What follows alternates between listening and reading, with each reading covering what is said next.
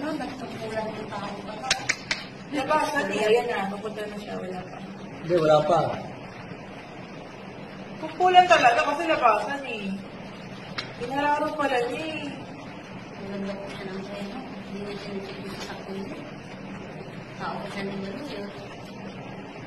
Hindi naman posible na wala ng treno. Ayan na. Ayan. Ang dami.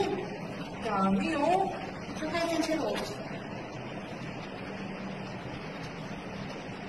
Ayan na. Ayan. Ay, hindi siya nawalan ng treno. Hindi na wala niya ng treno. Hindi, nawalan yan. Dahil mabagal eh, tapos siguro tuloy-tuloy pa rin eh. Nakita na niyang, nakita niyang maraming tao.